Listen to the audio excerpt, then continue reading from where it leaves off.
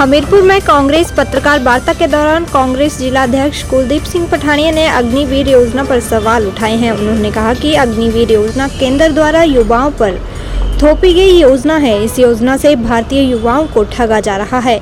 उन्होंने कहा कि इस योजना के खिलाफ सड़क से सांसद तक कांग्रेस पार्टी इसका विरोध करेगी। पत्रकार वार्ता के दौरान युवा कांग्रेस के प्रदेश मीडिया प्रभारी चंदन राणा विशेष रूप से उपस्थित रहे।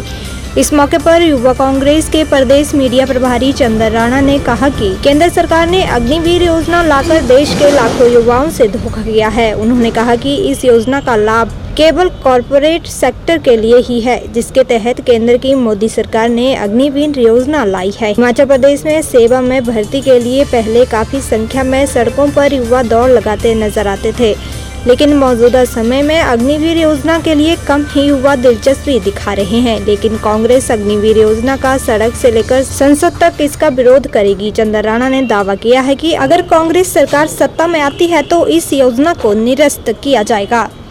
अखिल भारतीय कांग्रेस कमेटी के आह्वान पर देश के हर लोकसभा में एक प्रेस वार्ता का आयोजन किया जा रहा है। इसी सिलसिले में हमीरपुर में एक्स सर्विसमैन कांग्रेस और युवा कांग्रेस की तरफ से एक प्रेस वार्ता आयोजन की गई, जिसमें हमारे मुख्य प्रश्न अग्निवीर भर्ती को लेकर हैं।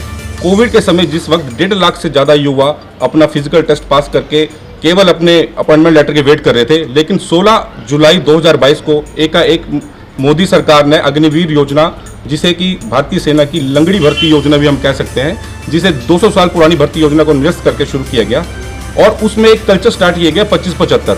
तो कहीं ना कहीं जो कॉरपोरेट के इशारे पर नाचने वाली ये सरकार है, वो उसने भारतीय आर्मी की पवित्रता को खत्म करके उसमें 75-25 की 75% रिटायर कर दी जाएंगे 4 साल बाद और 25% रख ली जाएंगे।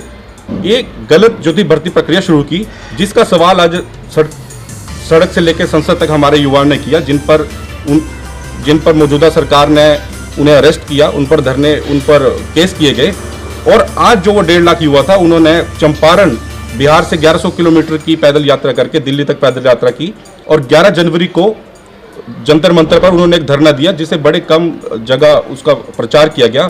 और 14 जनवरी को जो राहुल गांधी जी ने भारत न्याय जोड़ो यात्रा शुरू की मणिपुर से लेके मुंबई तक, तो उसमें भी जो युवा थे वो राहुल जी से मिले और भारतीय न्याय जोड़ो यात्रा में भी इस पॉइंट को ऐड किया गया और ये वादा किया गया कि सरकार आने के बाद इस योजना को, अगर कांग्रेस पार्टी की सरकार बनने के बाद केंद्र में, इस योजना को पूरी तरह निरस्त कर दिया जाएगा।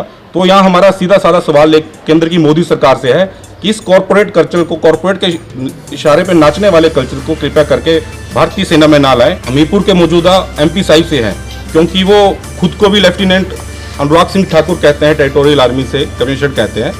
तो उनसे भी हमारा प्रश्न है कि हम देखें तो हिमाचल में और खासकर हमीरपुर, जिसे वीर भूमि कहा जाता है, यहाँ पर सेना में जो भर्ती अप्लाई करते थे लोग, उसके आंकड़े में एक बहुत बड़ी कमी आई है। हम देखें कि आसपास के सड़कों पे लोग, जो युवा थे, शाम को दौड़ की प्रैक्टिस करते थे, उनमें बहुत कमी आई है। और VRO का आंकड़ा भी ये बताता है कि इसमें अब 25% तक जो लोग रह गए हैं। तो हमारा जो स्वघोषित लेफ्टिनेंट अनुराग सिंह ठाकुर जी हैं, उनसे भी ये सवाल है कि आपकी अग्निवीर भर्ती पर क्या प्रक्रिया है। और मेरा मीडिया से भी आश्वासन है कि जब वो यहाँ पे हमीरपुर आए तो उनसे ये प्रश्न जरूर पूछा जाए, क्योंकि उनकी एक आदत है फिरकी लेने की। जब हमीरपुर में उनसे कोई प्रश्न किया जाए तो हमेशा वो दिल्ली की बात करके, कांग्रेस की बात करके, राहुल गांधी की बात करते हैं। जब दिल्ली में कोई प्रश्न किया जाए तो हमीरपुर और हिमाचल की बात करते हैं, क्योंकि वो खुद क्रिकेट जगत से आते हैं। और ऐसा भी कहा जाता है कि उन्होंने केवल एक रणजी मैच खेला है, जिसमें वो कैप्टन भी थे, बॉलर भी थे और बैट्समैन भी थे। तो वो फिरकी लेना बड़े अच्छे से जानते हैं। तो हमारा उनसे भी एक डायरेक्ट सवाल है कि हमीरपुर के युवाओं के साथ जो धोखा हुआ है, हमीरपुर के युवाओं को जो सेना की भर्ती से दूर रखा जा रहा है, उन पर ये थोप दिया गया है, तो इस पर आपकी क्या प्रतिक्रिया है और आप इसका सीधा साधा आंसर दें।